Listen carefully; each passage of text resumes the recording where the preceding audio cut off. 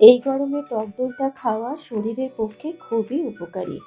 আর গরম পড়লেই কিন্তু আমি টক দইটা চেষ্টা করি বাড়িতে বানানোর। বাইরে থেকে কিনে খাওয়া যেতেই পারে, তবে বাইরের থেকে ঘরের পাতা টক দইটা খেতে কিন্তু বেশি টেস্টি হয়। টক দই যেমন রান্নার কাজে ব্যবহার হয়, তেমনি কিন্তু রূপচর্চার কাজেও আমরা টক দইটা ব্যবহার করে থাকি।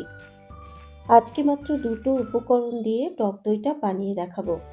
কিভাবে খুব সহজে বাড়িতে টক দইটা বানানো যায়, তাহলে চলুন রেসিপিটা দেখে নিই।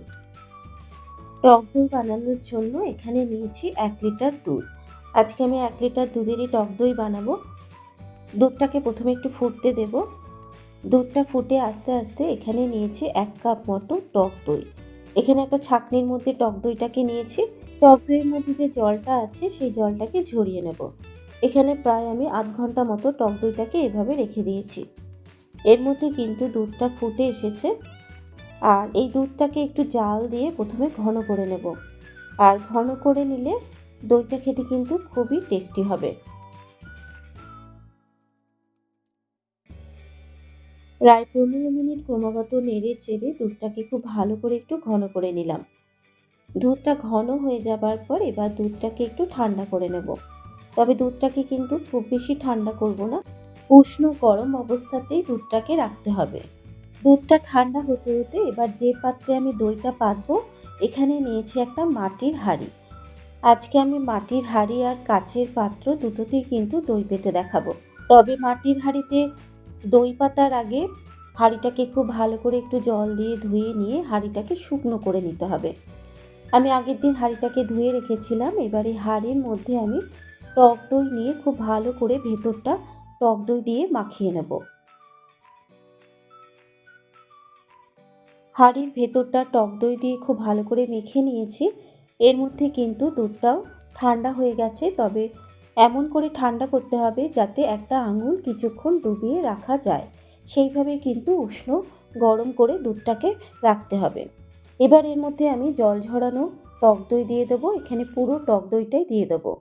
আর এখানে টক দইটা একটু বেশি করেই দিতে হবে, তা নাহলে কিন্তু দইটা ভালো করে পাতবে না।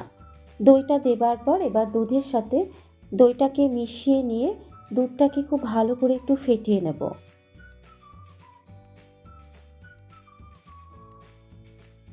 এখানে টক দইটাকে দুধের সাথে খুব ভালো করে মিশিয়ে নিয়েছি।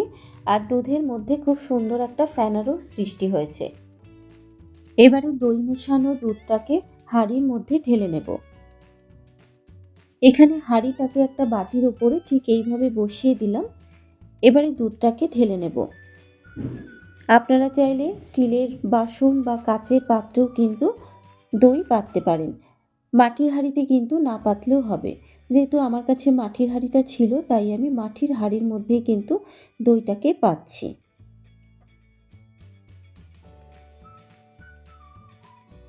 আর কিছুটা দুধ যেহেতু ছিল, তাই এখানে আমি কাচের পাত্রের মধ্যে ওই একইভাবে কিন্তু দইটাকে পেতে নিয়েছি।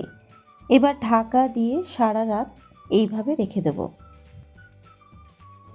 সারা রাত দইটাকে পাতার পরে আমি ফ্রিজে দইটাকে প্রায় 1 ঘন্টা রেখে ঠান্ডা করে নিয়েছি। আর তৈরি হয়ে গেছে আমার আজকের রেসিপি টক দই।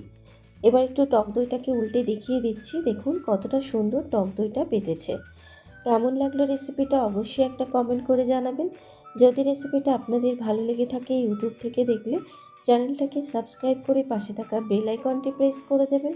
আর যারা ফেসবুক থেকে দেখছেন পেজটাকে ফলো করার অনুরোধ রইল। তাহলে আজকের মতো এই পর্যন্ত। আবারও হাজির হয়ে যাব অন্য কোনো নতুন রেসিপির সাথে। সুস্থ থাকবেন, ভালো থাকবেন। ধন্যবাদ।